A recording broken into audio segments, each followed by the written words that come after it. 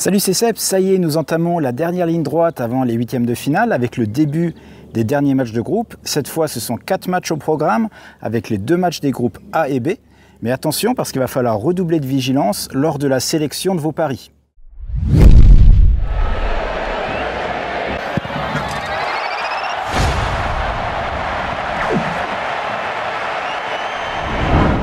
Alors pourquoi va-t-il falloir faire particulièrement attention en choisissant ces paris?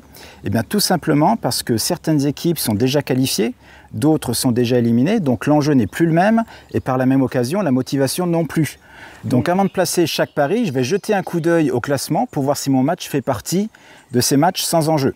Et justement le premier match de la journée, Arabie Saoudite contre Égypte, fait partie des matchs à risque parce qu'avec 0 points, les 2 équipes sont déjà éliminées.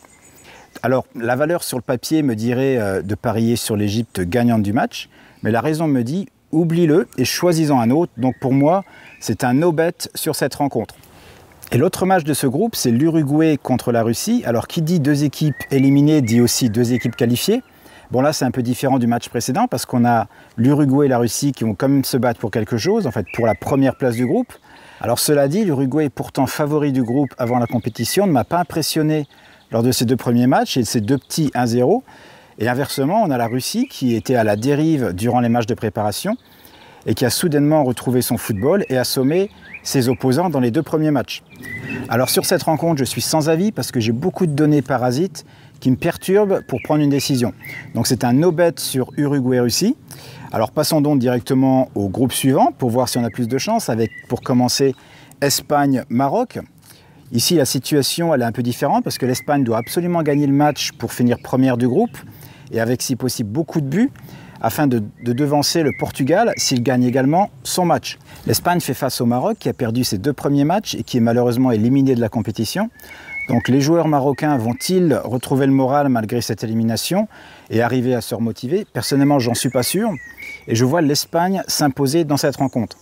Bon, bien évidemment, les bookmakers connaissent la situation et en ont tenu compte dans la valeur de la cote, si bien que la cote de l'Espagne pour gagner le match, je ne l'ai pas trouvé mieux que 1,37, donc un peu basse, et je vais donc tenter de la faire remonter en choisissant un pari de type Asian Handicap. Ce sera un Asian Handicap de -1 sur l'Espagne avec une cote cette fois à 1,55 et elle se trouve sur Pinnacle et je vais miser 2% de mon capital sur ce pari.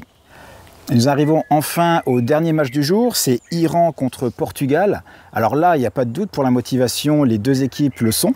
Le Portugal n'a besoin que d'un nul pour se qualifier, mais doit gagner avec beaucoup de buts s'il veut avoir une chance de gagner le groupe, au cas où l'Espagne gagne également son match. Alors l'Iran, quant à elle, même si elle n'a cadré que 2 tirs au but en 2 matchs, eh bien elle peut malgré tout se qualifier pour les 8e. Mais pour ça, il va falloir réaliser un petit exploit, c'est battre le Portugal. Et si je devais donner mon avis, je dirais que le Portugal va sûrement s'imposer avec un autre but de Cristiano Ronaldo. Mais après avoir vu la prestation de l'Iran contre l'Espagne, je vais rester vigilant et je ne placer aucun pari sur ce match. Donc un seul pari pour moi lors de cette journée et ce sera sur la victoire de l'Espagne. Et je vous rappelle que tous les jours de cette Coupe du Monde, je vous fais ma petite analyse sur tous les matchs. Donc pour ne pas les rater, il vous suffit de vous abonner. Et si vous souhaitez également recevoir mes pronostics gratuits tout au long de l'année, il y a une seule chose à faire, c'est de cliquer sur le lien qui se trouve juste en dessous de cette vidéo. Et quant à moi, je vous retrouve demain avec notamment l'analyse du match de l'équipe de France. Ciao!